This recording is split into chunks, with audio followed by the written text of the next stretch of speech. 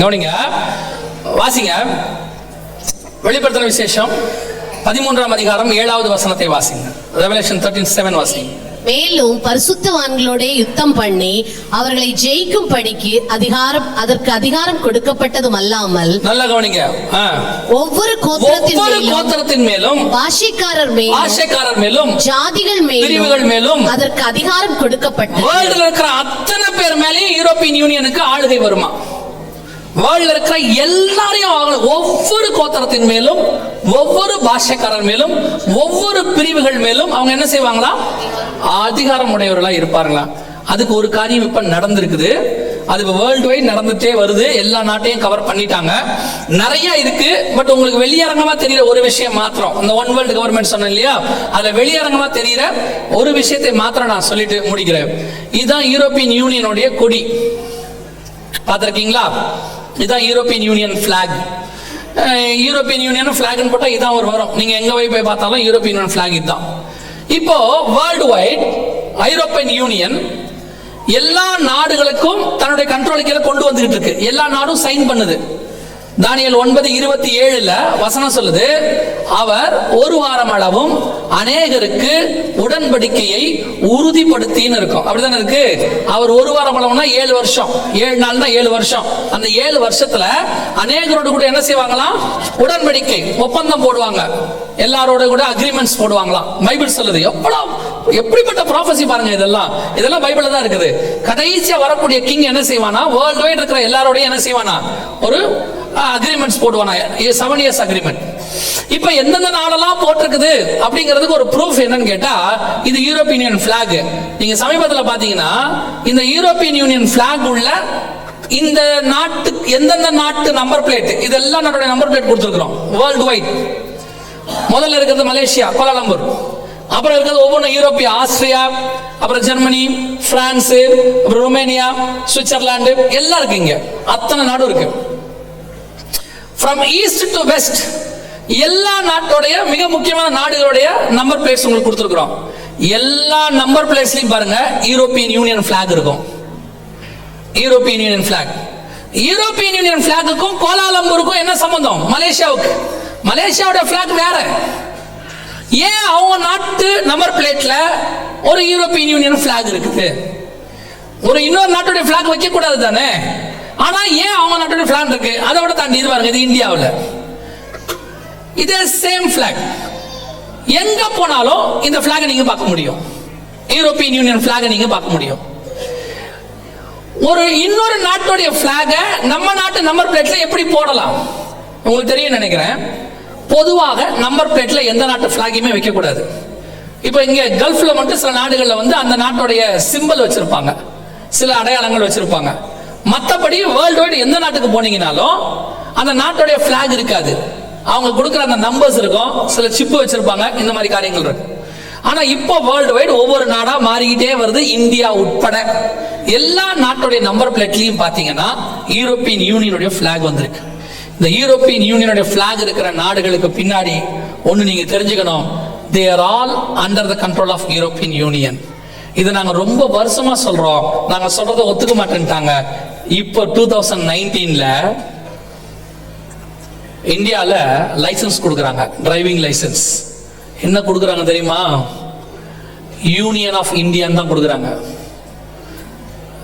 நம்ம ஊர்ல எப்படி லைசன்ஸ் கொடுப்பாங்கன்னா இந்தியாவுடைய லைசன்ஸ் தான் இருக்கும். அதுல டிரைவிங் லைசன்ஸ் ஆஃப் இந்தியா தான் இருக்கும். 2019 இப்ப சொல்றோம், நான் சொல்றது 2019 ஜூலைக்கு பிறகு அந்த லைசன்ஸ் எல்லாத்தையும் எடுத்து பாருங்க. யூனியன் ஆஃப் இந்தியா இருக்கு. இந்தியா எந்த யூனியன்? யூனியன் ஆஃப் இந்தியான்னு இருக்கும். நீங்க போய் பாத்தீங்கன்னா அதனுடைய டிரைவிங் என்கிட்ட அந்த இமேஜ் இருக்கு, பட் நான் இன்னும் அப்லோட் பண்ணல. யூனியன் ஆஃப் இந்தியான்னு இருக்கும். கவனிச்சு கொள்ளுங்க.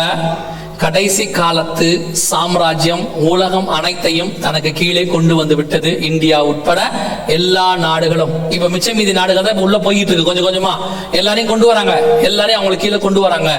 நீங்கள் அறியாத ஒரு ராஜ்யம் உங்கள் கண்களுக்கு முன்பாக எழும்பி வந்து விட்டது. ஆண்டவர் சொன்னபடி வெள்ளை குதிரையும் அடுத்து வரப்போகிற சிவப்பு குதிரையும் ரெடி. அது முடியும் போது உலகம் அனைத்தும் அவர்கள் கண்ட்ரோலுக்கு கீழே போகும். தேர்ட் வேர்ல்ட் வார் முடியும் போது 3வது வல்லரசு உருவாகும். அந்த வல்லரசுக்கு தலைவனாக அந்தி கிறிஸ்துவானவன் ஒருவன் வருவான், ஒரு சர்வாதிகாரி வருவான். அவன் வருவதற்கு முன்பதாக உங்களையும் என்னையும் மீட்க வருவேன் என்று இயேசு வாக்கு பண்ணி இருக்கிறார். அல்லேலூயா. இயேசு சொன்னபடி அத்தனையும் துல்லியமாய் நடைபெற்றுக் கொண்டிருக்கு. இது நம்ம ஒரே ஒரு நாட்டை பத்தி மட்டும் தான் பார்த்துட்டு இருக்கிறோம், யூரோப்பியன் யூனியன்ங்கிற நாட்டை பத்தி. இந்த மாதிரி நிறைய இருக்கு, ஒவ்வொரு பாயிண்ட்ஸ் இருக்கு. இந்த 6 நாளும் அதை பத்தி தான் பார்க்க போறோம். நம் கண்களுக்கு முன்பாக ஒண்ணு மட்டும் நிச்சயம், இனி ஒரு நாடு எழுப்பி வரப்போகிறது இல்லை. அவர்கள் இதற்கான எல்லா வேலையும் செய்து முடித்து விட்டார்கள். இனி அவங்க அதை கையில எடுக்கணும், அந்த பவரை அதை கொண்டு போய் ஒருத்தன் கையில ஒப்படைக்கணும். பைபிள் அப்படிதான் சொல்றது. வெளிப்படுத்தல் 17:13 இவர்கள் ஒரே யோசனை உள்ளவர்கள், தங்கள் வல்லமையையும் அதிகாரத்தையும் மிருகத்தின் கையிலே என்ன இருக்கு, மிருகத்தின் கையில் கொடுப்பார்கள். அவங்க கொடுக்க வேண்டியது மட்டும்தான் பாக்கி. இப்ப வல்லமை அதிகாரம் அந்த 10 ராஜாக்கள் கையில போயிருச்சு. 10 ராஜாக்கள் எழும்பி வந்துட்டாங்க, எல்லாமே ரெடியாக இருக்கு. இப்ப அவன் கையில கொடுக்கறதுக்கு முன்பதாக உங்களை என்னையும் மீட்க வருவேன் என்று இயேசு சொன்னார். அல்லேலூயா. இயேசு சொன்ன இத்தனையும் நடக்குமானால் அவர் வருவேன் என்கிற வாக்கு தத்தமும் மிக துல்லியமாய் நடக்கும். இனி காலம் கண்டிப்பாக செல்லாது. கர்த்தருக்கு சித்தமானால் நாம் கடைசி தலைமுறையாக இருப்பதற்கு நிறைய வாய்ப்பு, சபை காலத்துல கடைசி தலைமுறையாக இருப்பதற்கு நிறைய வாய்ப்பு இருக்கிறது. அல்லேலூயா. நாம் யாவரும் எந்திரிக்க போகிறோம், ஜெபிக்க போகிறோம். நாளை தினத்துல நாம் இன்னும் கொஞ்சம் அதிகமாக பார்க்க போகிறோம். நேரம் தருவாங்கன்னு விசுவாசிக்கிறேன். தந்தாங்கன்னா இன்னும் கொஞ்சம் நாம பார்க்க போகிறோம். எல்லா கண்களையும் மூடுவோம் தேவ சமூகத்துல. நான் இன்னும் ஒரு 5 நிமிஷத்துக்குள்ள இந்த கூட்டத்தை முடிச்சு நான் அவர்கள் கையில கொடுக்க விரும்புகிறேன். எல்லா கண்களையும் மூடுவோம். வேதம் சொல்லுகிறது 1 கொரிந்தியர் 11 நம்மை நாமே நிதானித்து அறிந்தோமானால் நாம் நியாயம் தீர்க்கப்படும். உங்க இருதயத்தை கொஞ்சம் ஆராய்ந்து பாருங்க. உங்க ஆவி, ஆத்மா, சரீரம் கர்த்தருக்கு முன்பாக குற்றமற்றதா இருக்குதான்னு பாருங்க. தேவனை சந்திக்கக்கூடிய அளவுல இருக்கான்னு பாருங்க. வேதத்தோட அளவுல வச்சு பாருங்க. பரிசுத்த ஆவியின் வெளிச்சத்தை வச்சு பாருங்க. உங்க சுய நீதியை ஓரம் கட்டுங்க. மற்றவங்களோட கம்பேர் பண்றதை நிறுத்துங்க. அவங்களுக்கு நான் எவ்வளவோ பரவாயில்ல, அந்த விசுவாசிக்கு நான் பரவாயில்ல, அந்த சர்ச்சுக்கு நம்ம சர்ச் பரவாயில்ல, அந்த ஊழியக்காரனுக்கு நான் பரவாயில்ல. உன்னுடைய கம்பாரிசன் உலகத்தில் இருக்கிற யாரோடையும் இருக்கக்கூடாது. இயேசு சொன்னாரு, நான் பரிசுத்தராய் இருப்பது போல நீங்கள் பரிசுத்தராய் இருங்கள். உங்களுடைய என்னுடைய comparison with God, not with the man. தேவனோடு உன்னை கம்பேர் பண்ணி பாரு.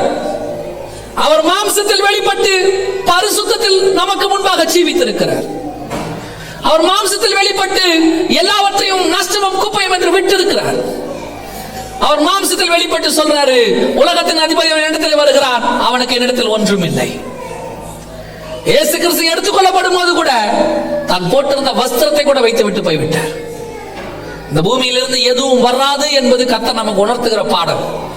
இந்த அழிந்து போகிற பணத்துக்காக, அழிந்து போகிற ஆஸ்திக்காக, அழிந்து போகிற வாழ்க்கைக்காக, அழிந்து போகிற உறவுகளுக்காக இன்னும் நீ எவ்வளவு காலங்களை இழக்க போற? இதெல்லாம் தேவை. கண்டிப்பா பத்திரமா பார்க்கணும். குடும்பத்தை பார்க்கணும், பிள்ளைகளை பார்க்கணும், மனைவியை பார்க்கணும், கணவனை பார்க்கணும், எல்லாம் உண்மை. ஆனால் இது எதுவும் தேவனுக்கு மேல போக கூடாது. இது எதுவும் கர்த்தரை 2வது இடத்துக்கு தள்ளக்கூடாது. நீ கர்த்தரை தேடுறது ஃபர்ஸ்ட், உலகத்தை தேடுறது செகண்ட். எப்ப கர்த்தரை விட அதிகமா நீ உலகத்தை தேடுறியோ அதுதான் உன் வீழ்ச்சி. அது உன்னை வருகையில் போக விடாது. எதுக்கு பிரெஃபரன்ஸ் கொடுத்திருக்கிறோம்? Think about your self. எதுக்கு பிரெஃபரன்ஸ் கொடுத்திருக்கிறோம்? நாம ஜெபம் பண்ண போகிறோம். இன்னைக்கு நான் ஒரு தீர்மானம் எடுக்கிறேன். உலகம் எனக்கு பாத்திரம் அல்ல. உலகம் என் பின்னே, சிலுவை என் முன்னே. நான் தீர்மானிக்கிறேன். அப்படி சொல்றவங்க எல்லாம் கரங்களை ஆண்டவருக்கு நேராக உயர்த்தி, ஆண்டவரே உங்க இருதயத்தின் ஆழத்துல இருந்து சொல்லுங்க. எனக்காக சொல்ல வேணாம், அல்லது கூட்டத்துக்கு வந்துட்டோமே சொல்ல வேணாம். எல்லா கூட்டத்திலும் கை தூக்குற மாதிரி நீங்க தூக்கவும் வேண்டாம். அதனால உங்களுக்கு பிரயோஜனம் இல்லை, யாருக்கும் பிரயோஜனம் இல்லை. கையை பார்த்து ஏமாறுறவர் கர்த்தர் அல்ல. அது ஒரு கமிட்மெண்ட், அவ்வளவுதான். நீ பொய்யா கமிட் பண்ணா பிரயோஜனம் இல்லை. பாத்துக்கங்க, ஒரு பணக்காரன் பொய்யா கமிட் பண்ணா ஒரு பிரயோஜனம் இல்லை. அவன் சொல்றான் போய் நின்னு, ஆண்டவரே நான் நீதிமான், ஒரு கமிட்மெண்ட், அதுல பிரயோஜனம் இல்லை. ஆனா ஒரு ஒரு தரித்திரன் வெளியே நின்று கமிட் பண்றான், பாவியாக என் மேல் கிருபையாயிரும். அதைத்தான் கர்த்தர் பார்த்தாரு. அவன் அல்ல, இவனே நீதிமானாய் திரும்பினான். உன் கமிட்மெண்ட்டை கர்த்தர் பார்க்கிறாரு. ஒப்பு கொடுத்து ஜெபம் பண்ணுங்க பார்ப்போம்.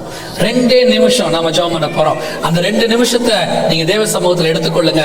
ஏன்னா ஒருவேளை அந்த ராத்திரி வேளையில வருகை வந்துச்சுன்னா இதான் நீங்க பண்ற கடைசி பிரேயராக இருக்கும். உங்களுக்கான வாய்ப்பும் இதா தான் இருக்கும். ஒவ்வொரு நிமிஷமும் நமக்கு கடைசி நிமிஷம் தான். ஒவ்வொரு ஜெபமும் நமக்கு கடைசி ஜெபம் தான். அட் எனி டைம் ஆண்டவர் வருவார். எந்த நிமிஷமும் கர்த்தருடைய வருகை சம்பவிக்கும். இனி காலம் செல்லாது. கடைசி தலைமுறையுடைய காலத்துக்கு நாம வந்திருக்கிறோம். இது ஃபில்ட்ரேஷன் பண்ற காலம், இது வேறு பிரிக்கிற காலம், இது விதைக்கிற காலம் இல்ல, அறுக்கிற காலம். இன்னும் விதைக்கிற காலம் நினைச்சு ஏமாந்துகிட்டு இருக்காரு. இது அறுக்கிற காலம். கர்த்தர் விதைச்சதை எல்லாவற்றையும் பலன்களை அறுக்க வருகிறார். நாம் ஜெபம் பண்ண போகிறோம். சர்வ வல்லமை உள்ள எங்கள் ஆண்டவரே, நாங்கள் கரங்களை பார்க்கிறோம். ஆண்டவரே, நீர் இருதயத்தை பார்க்கிறீர். எந்த இருதயம் நல்ல நிலமாக, எந்த இருதயம் விதையை ஏற்றுக்கொண்ட ஒரு நல்ல நிலமாக, 100க்கு 100 பலன் கொடுக்கிற நிலமாக எங்கள் இருதயங்கள்லாம் மாறட்டையா. நாங்கள் குறை உள்ளவர்கள் ஆண்டவரே, நாங்கள் பலவீனமானவர்கள் ஆண்டவரே, நாங்கள் மண்ணு என்பதை நீர் அறிந்திருக்கிறீர் ஆண்டவரே. ஆனாலும் கூட நாங்கள் இந்த மண்ணை உதறி தள்ளிவிட்டு எப்படியாகிலும் அந்த மகா மேன்மையான தருணத்துல, அந்த இமை பொழுதுல, அந்த நிமிஷத்துல போய் சந்திக்க எங்களுக்கு கிருபை பாராட்டுங்கப்பா. எங்களை பின்னோக்கி இழுக்கிற அந்தகாரத்தின் ஆவிகள், பிசாசின் சக்திகள், மாயையான காரியங்கள், உலகத்தினுடைய மேன்மைகள், உலகத்தினுடைய சந்தோஷங்கள், இவைகள் எல்லாவற்றையும் உதறி தள்ளிவிட்டு பரம சந்தோஷத்தை நோக்கி, மகா மேன்மையை நோக்கி, அதையெல்லாம் அதை காட்டிலும் பரமதேசத்தையே நாடினார்கள் என்று சொல்லப்பட்டபடி நாங்கள் அதை நாடி தேடி ஓட கிருபை பாராட்டும். வருகை தாமதிக்குமானால் நாளை தினத்தில் சந்திக்க எங்களுக்கு கிருபைதான். எங்கள் ஆண்டவர் இயேசுவின் நாமத்தில் ஒப்பு கொடுத்து ஜெபிக்கிறோம். எங்கள் ஜீவனுள்ள நல்ல பிதாவே.